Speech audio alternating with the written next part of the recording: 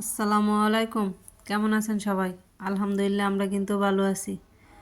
তো এই তো বোনের বাড়িতে এসে একটু ঘোরাঘুরি করতেছি। ঘোরাঘুরি বলতে এই যে বোন জামাই যে ক্ষেত লাগাইছে সেগুলো আমি দেখতেছি আর কি। তো আপনাদেরকেও দেখাবো। তো আপনারা সবাই দেখতে থাকেন। চ্যানেলটি সাবস্ক্রাইব করে রাখবেন, লাইক দিয়ে ভিডিওটি কন্টিনিউ করবেন, ইনশাল্লাহ ভালো লাগবে।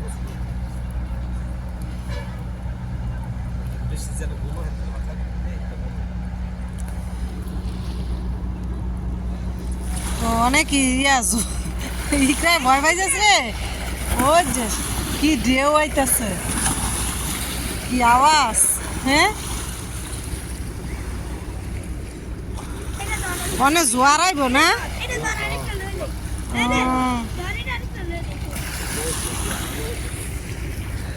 কি সুন্দর, মাশাআল্লাহ মাশাআল্লাহ।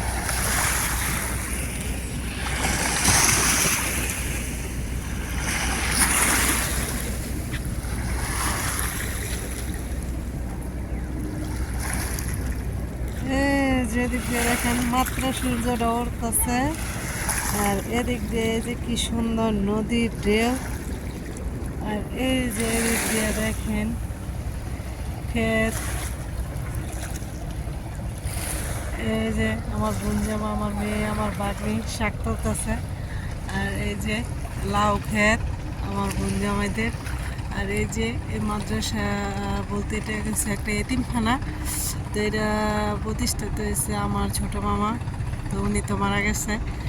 তো ছোটোকাল থেকে শুনেছি ওনার একটা আর কি এতিমখানা বা হাফজিখানা দেওয়ার খুব ইচ্ছা ছিল। তো সেটা করেছে, ঠিক আছে, কিছু অংশ ঠিক করছে আর কিছু বাকিও রয়েছে। তো উনি মারা গেছে 3 বছরের মতো হয়েছে আর কি। তো এটা আরও কয়েক বছর আগেই করা হয়েছিল।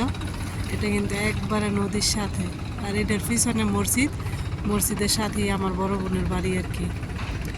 এই যে প্রাকৃতিক দৃশ্য কি সুন্দর, আর এই যে নদী একবারে সাথে।